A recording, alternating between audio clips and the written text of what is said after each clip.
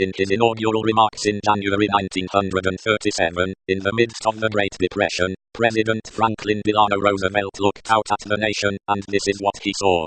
He saw tens of millions of its citizens denied the basic necessities of life.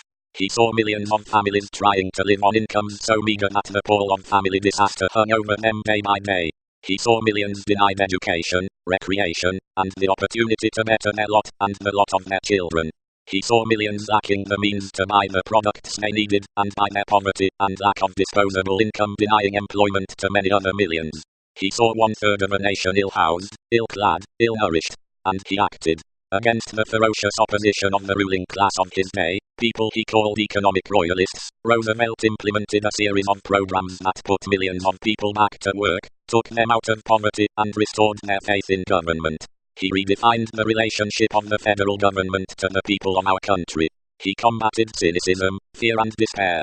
He reinvigorated democracy. He transformed the country. And that is what we have to do today. And, by the way, almost everything he proposed was called socialist. Social security, which transformed life for the elderly in this country, was socialist.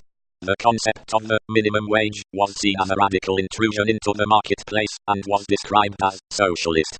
Unemployment insurance, abolishing child labor, the 40-hour work week, collective bargaining, strong banking regulations, deposit insurance, and job programs that put millions of people to work were all described, in one way or another, as socialist. Yet, these programs have become the fabric of our nation and the foundation of the middle class. 30 years later, in the 1960s, President Johnson passed Medicare and Medicaid to provide health care to millions of senior citizens and families with children, persons with disabilities, and some of the most vulnerable people in this county. Once again, these vitally important programs were derided by the right wing as socialist programs that were a threat to our American way of life. That was then. Now is now. Today, in 2015, despite the Wall Street crash of 2008, which drove this country into the worst economic downturn since the Depression, the American people are clearly better off economically than we were in 1937. But, here is a very hard truth that we must acknowledge and address. Despite a huge increase in technology and productivity, despite major growth in the US and global economy, tens of millions of American families continue to lack the basic necessities of life, while millions more struggle every day to provide a minimal standard of living for their families. The reality is that for the last 40 years the great middle class of this country has been in decline, and faith in our political system is now extremely low. The rich get much richer. Almost everyone else gets poorer. Super PAC funded by billionaires by elections. Ordinary people don't vote. We have an economic and political crisis in this country, and the same old establishment politics and economics will not effectively address it. If we are serious about transforming our country, if we are serious about rebuilding the middle class, if we are serious about reinvigorating our democracy, we need to develop a political movement which, once again, is prepared to take on and defeat a ruling class whose greed is destroying our nation. The billionaire class cannot have it all. Our government belongs to all of us, and not just the 1%. We need to create a culture which, as Pope Francis reminds us, cannot just be based on the worship of money. We must not accept a nation in which billionaires compete as to the size of their super yachts, while children in America go hungry and veterans sleep out on the streets. Today, in America, we are the wealthiest nation in the history of the world, but few Americans know that because so much of the new income and wealth goes to the people on top. In fact, over the last 30 years, there has been a massive transfer of wealth, trillions of wealth, going from the middle class to the top 0.1%, a handful of people who have seen a doubling of the percentage of the wealth they own over that period. Unbelievably, and grotesquely, the top 0.1% owns nearly as much wealth as the bottom 90%. Today, in America, millions of our people are working 2 or 3 jobs just to survive. In fact, Americans work longer hours than do the people of any industrialized country. Despite the incredibly hard work and long hours of the American middle class, 58% of all new income generated today is going to the top 1%. Today, in America, as the middle class continues to disappear, median family income is $4,100 less than it was in 1999. The median male worker made over $700 less than he did 42 years ago, after adjusting for inflation. Last year, the median female worker earned more than $1,000 less than she did in 2007. Today, in America, the wealthiest country in the history of the world, more than half of older workers have no retirement savings, zero, while millions of elderly and people with disabilities are trying to survive on $12,000 or $13,000 a year. From Vermont to California, older workers are scared to death. How will I retire with dignity? They ask. Today, in America, nearly 47 million Americans are living in poverty, and over 20% of our children, including 36% of African American children, are living in poverty, the highest rate of childhood poverty of nearly any major country on earth. Today, in America, 29 million Americans have no health insurance, and even more are underinsured with outrageously high co-payments and deductibles. Further, with the United States paying the highest prices in the world for prescription drugs, 1 out of 5 patients cannot afford to fill the prescriptions their doctors write. Today, in America, youth unemployment and underemployment is over 35%. Meanwhile, we have more people in jail than any other country, and countless lives are being destroyed as we spend $80 billion a year locking up fellow Americans. The bottom line is that today in America we not only have massive wealth and income inequality, but a power structure which protects that inequality. A handful of super wealthy campaign contributors have enormous influence over the political process, while their lobbyists determine much of what goes on in Congress. In 1944, in his State of the Union speech, President Roosevelt outlined what he called a Second Bill of Rights. This is one of the most important speeches ever made by a president, but, unfortunately, it has not gotten the attention that it deserves.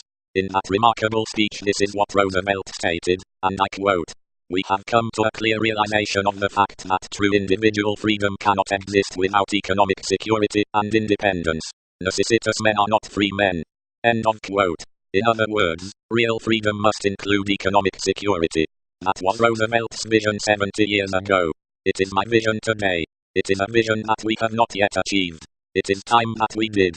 In that speech, Roosevelt described the economic rights that he believed every American was entitled to. The right to a decent job at decent pay, the right to adequate food, clothing, and time off from work, the right for every business, large and small, to function in an atmosphere free from unfair competition and domination by monopolies.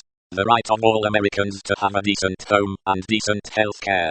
What Roosevelt was stating in 1944, what Martin Luther King, Jr. stated in similar terms 20 years later, and what I believe today, is that true freedom does not occur without economic security. People are not truly free when they are unable to feed their family. People are not truly free when they are unable to retire with dignity. People are not truly free when they are unemployed, or underpaid, or when they are exhausted by working long hours. People are not truly free when they have no health care. So let me define for you, simply and straightforwardly, what democratic socialism means to me. It builds on what Franklin Delano Roosevelt said when he fought for guaranteed economic rights for all Americans. And it builds on what Martin Luther King, Jr. said in 1968 when he stated that, "This country has socialism for the rich, and rugged individualism for the poor." It builds on the success of many other countries around the world that have done a far better job than we have in protecting the needs of their working families, the elderly, the children, the sick, and the poor. Democratic socialism means that we must create an economy that works for all, not just the very wealthy. Democratic socialism means that we must reform a political system in America today, which is not only grossly unfair but, in many respects, corrupt. It is a system, for example, which during the 1990s allowed Wall Street to spend $5 billion in lobbying and campaign contributions to get deregulated. Then, 10 years later, after the greed, recklessness, and illegal behavior of Wall Street led to their collapse, it is a system which provided trillions in government aid to bail them out. Wall Street used their wealth and power to get Congress to do their bidding for deregulation, and then, when their greed caused their collapse, they used their wealth and power to get Congress to bail them out. Quite a system. And, then, to add insult to injury, we were told that not only were the banks too big to fail, the bankers were too big to jail. Kids who get caught possessing marijuana get police records. Wall Street CEO who help destroy the economy get raises in their salaries. This is what Martin Luther King, Jr. meant by socialism for the rich and rugged individualism for everyone else. In my view, it's time we had democratic socialism for working families, not just Wall Street, billionaires and large corporations. It means that we should not be providing welfare for corporations, huge tax breaks for the very rich, or trade policies which boost corporate profits as workers lose their jobs. It means that we create a government that works for all of us, not just powerful special interests. It means that economic rights must be an essential part of what America stands for. It means that healthcare should be a right of all people, not a privilege. This is not a radical idea. It exists in every other major country on earth, not just Denmark, Sweden or Finland. It exists in Canada, France, Germany and Taiwan. That is why I believe in a Medicare for all single-payer healthcare system. Yes, the Affordable Care Act, which I helped write and voted for, is a step forward for this country. But we must build on it and go further. Medicare for all would not only guarantee healthcare for all people, not only save middle-class families and our entire nation significant sums of money, it would radically improve the lives of all Americans and bring about significant improvements in our economy. People who get sick will not have to worry about paying a deductible or making a co-payment. They could go to the doctor when they should, and not end up in the emergency room. Business owners will not have to spend enormous amounts of time worrying about how they are going to provide healthcare for their employees. Workers will not have to be trapped in jobs they do not like simply because their employers are offering them decent health insurance plans. Instead, they will be able to pursue the jobs and work they love, which could be an enormous boon for the economy.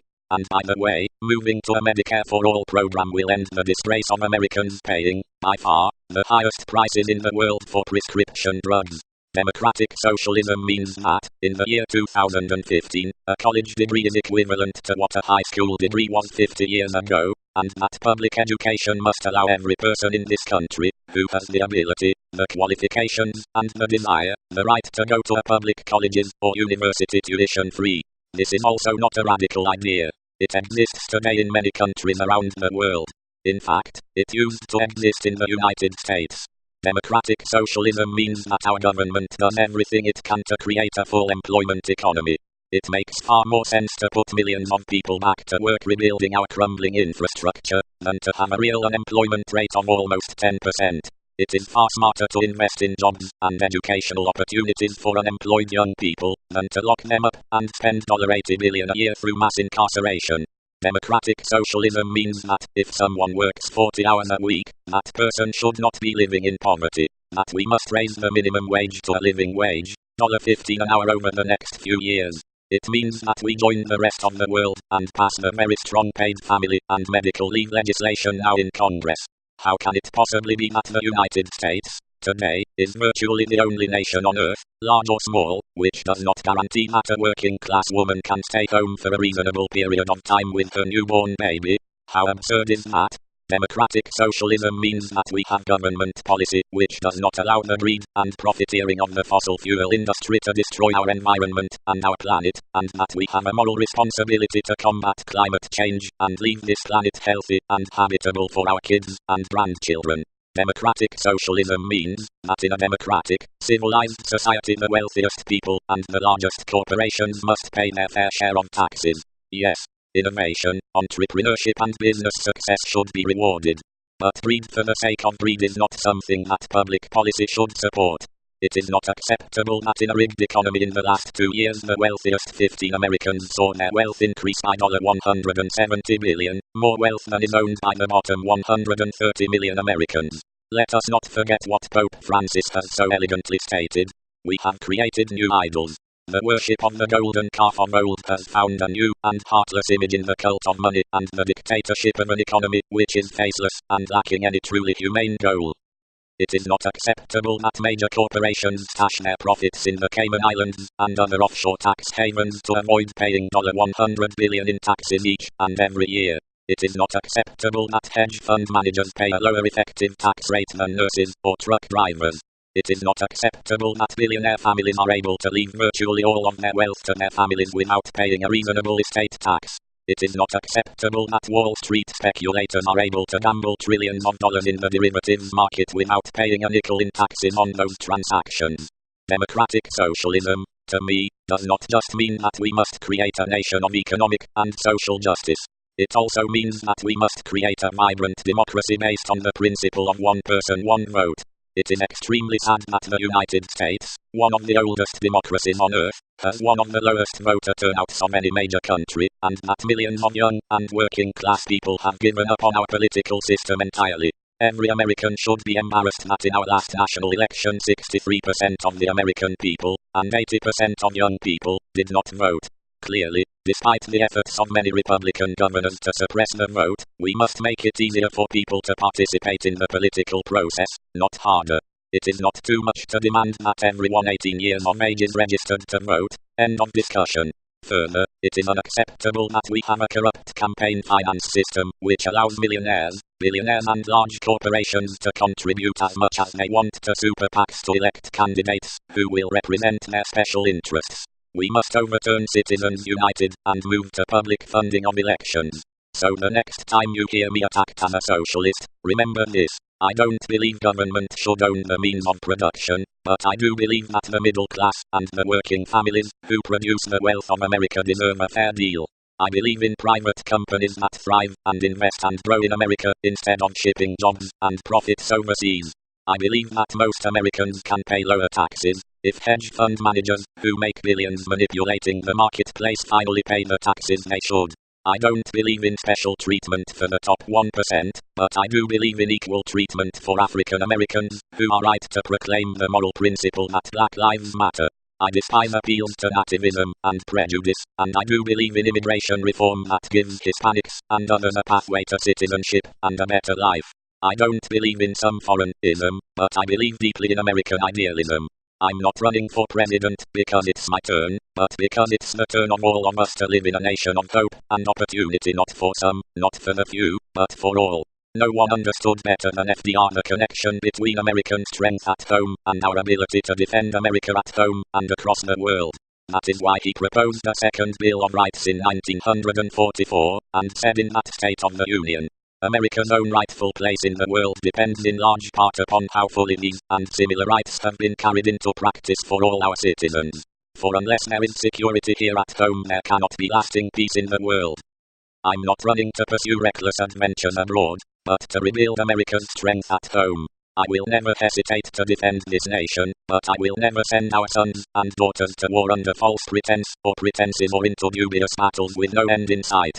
And when we discuss foreign policy, let me join the people of Paris in mourning their loss, and pray that those who have been wounded will enjoy a full recovery. Our hearts also go out to the families of the hundreds of Russians apparently killed by an ISIS bomb on their flight, and those who lost their lives to terrorist attacks in Lebanon and elsewhere.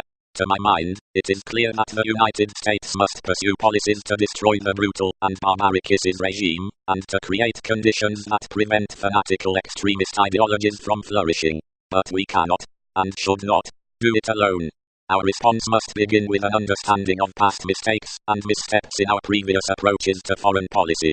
It begins with the acknowledgement that unilateral military action should be a last resort, not a first resort, and that ill-conceived military decisions, such as the invasion of Iraq, can wreak far-reaching devastation and destabilize entire regions for decades. It begins with the reflection that the failed policy decisions of the past, rushing to war, regime change in Iraq, or toppling Mossadegh in Iran in 1953, or Guatemalan President Arbenz in 1954, Brazilian President Goulart in 1964, Chilean President Allende in 1973.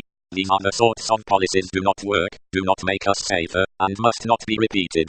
After World War II, in response to the fear of Soviet aggression, European nations and the United States established the North Atlantic Treaty Organization, an organization based on shared interests and goals and the notion of a collective defense against a common enemy. It is my belief that we must expand on these ideals and solidify our commitments to work together to combat the global threat of terror. We must create an organization like NATO to confront the security threats of the 21st century, an organization that emphasizes cooperation and collaboration to defeat the rise of violent extremism and importantly to address the root causes underlying these brutal acts. We must work with our NATO partners and expand our coalition to include Russia and members of the Arab League. But let's be very clear.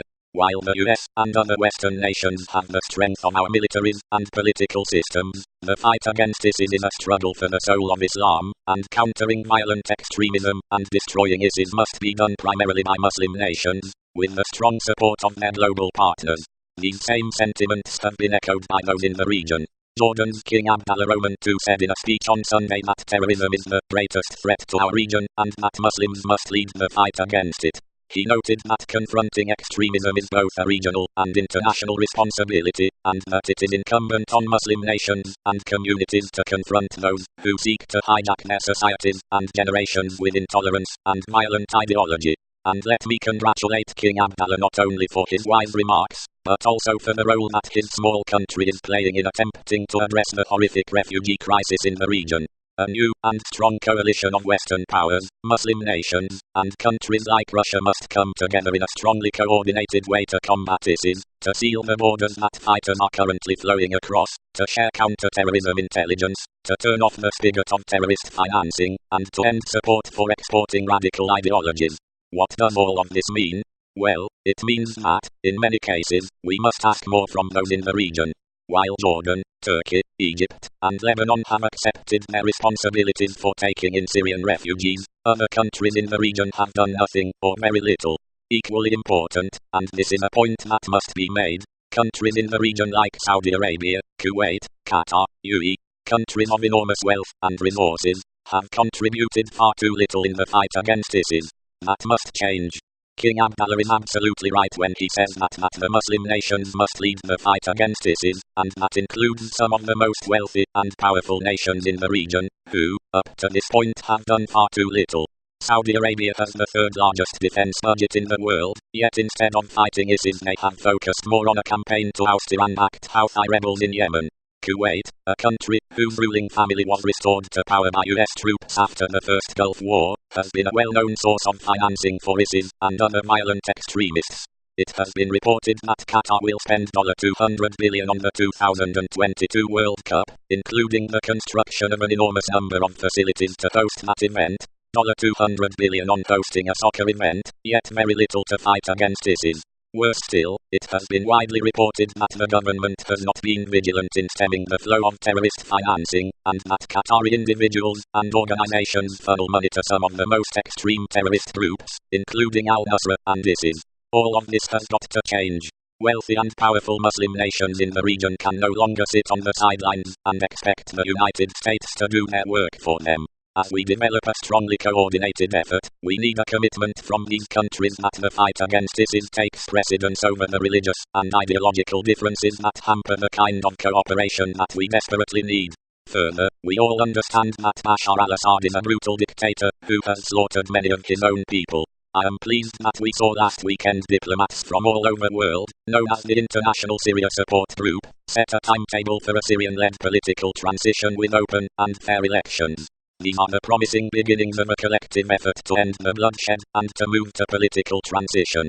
The diplomatic plan for Assad's transition from power is a good step in a united front. But our priority must be to defeat ISIS. Nations all over the world, who share a common interest in protecting themselves against international terrorists, must make the destruction of ISIS the highest priority. Nations in the region must commit that instead of turning a blind eye, they will commit their resources to preventing the free flow of terrorist finances and fighters to Syria and Iraq. We need a commitment that they will counter the violent rhetoric that fuels terrorism, rhetoric that often occurs within their very borders. This is the model in which we must pursue solutions to the sorts of global threats we face. While individual nations indeed have historic disputes, the US and Russia, Iran and Saudi Arabia, the time is now to put aside those differences to work towards the common purpose of destroying ISIS. Sadly, as we have seen recently, no country is immune from attacks by the violent organization or those whom they have radicalized. Thus, we must work with our partners in Europe, the Gulf states, Africa, and Southeast Asia, all along the way asking the hard questions whether their actions are serving our unified purpose. The bottom line is that ISIS must be destroyed, but it cannot be defeated by the United States alone. A new and effective coalition must be formed with the Muslim nations leading the effort on the ground, while the United States and other major forces provide the support they need.